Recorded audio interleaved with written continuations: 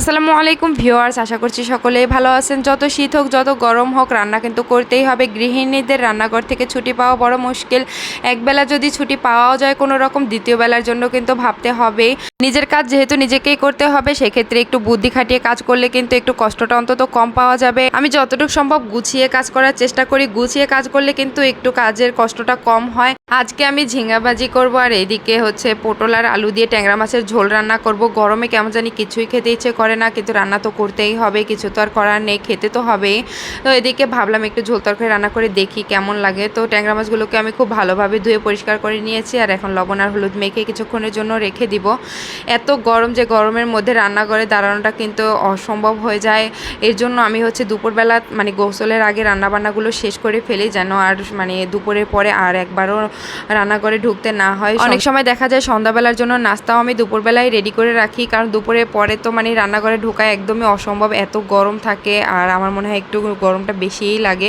তো যাই হোক, এরপরে আমি ঝিঙেগুলোকে দিয়ে দিলাম। এইভাবে ঝিঙে ভাজি করলে কিন্তু অনেক মজা হয় খেতে, টমেটো দিলে একটু বেশি ভালো লাগে। তো পেঁয়াজটা ভাজার পরে আমি ঝিঙেটা দিয়ে দিলাম, আর এরপরে হচ্ছে হলুদ আর লবণ দিয়ে দিব।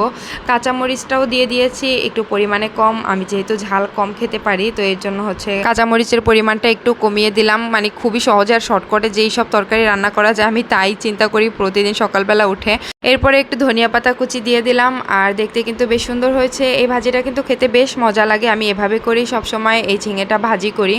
ঝিঙে আর দুন্দুল এই দুইটাকে আমি এত পরিমাণ এলোমেলো করে ফেলি কি বলবো। আমি ভিডিও এডিট করার সময় সাদের বাবাকে জিজ্ঞেস করে আসছি এটা কি সবজি ভিডিও দেখিয়ে, তো সে আমাকে বলে দিল যে এটা ঝিঙে তরকারি। তো যাই হোক, এরপরে হচ্ছে আমি মাছটাকে ভেজে নিলাম।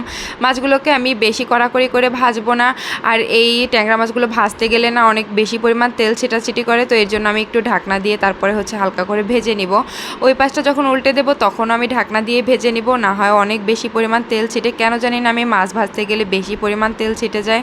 আর এই তো মাছের তেলের মধ্যেই আমি হচ্ছে এখন মাছটাকে রান্না করে নিব। সামান্য পরিমাণ আরও একটু তেল দিয়ে দিব, এরপরে হচ্ছে পেঁয়াজ কুচি দিয়ে দিব, আর ভাজা হয়ে গেলে সামান্য পরিমাণ পানি দিয়ে দিব। পানি দিয়ে তারপরে আমি আদা রসুন বাটা দিই সবসময়, না হয় আদা রসুন বাটা একদম চারিদিকে ছিটে একাকার অবস্থা হয়ে যায়। আর এরপরে হচ্ছে আমি লবণ দিয়ে দিব, হলুদের গুঁড়া, মরিচের গুঁড়া, আর যেহেতু মাছ তরকারি অবশ্যই ধনিয়া আর জিরার গুঁড়ো দিব। আমি মাছে সবসময় ধনিয়া আর জিরার গুঁড়ো দেই, না হয় আমার কাছে মাছ রান্না সম্পূর্ণ হয় না লাগে জানো, কারণ ধনিয়া আর জিরার গুঁড়োটা দিলে না মাছের স্বাদটা অনেক বেশি বেড়ে যায়।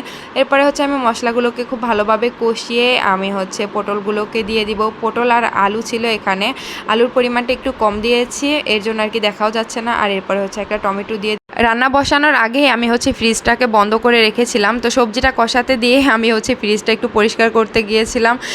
এই ফাঁকে কিন্তু সবজিটা একটু পোড়া লেগে গিয়েছে, আর পোড়া লাগলে কিন্তু কালার নষ্ট হয়ে যায় যে কোনো তরকারির। তো যাই হোক, তারপরে অত বেশি একটা নষ্ট হয়নি, সময় মতোই চলে আসছিলাম, তারপরে একটু দাগ লেগে গেছে।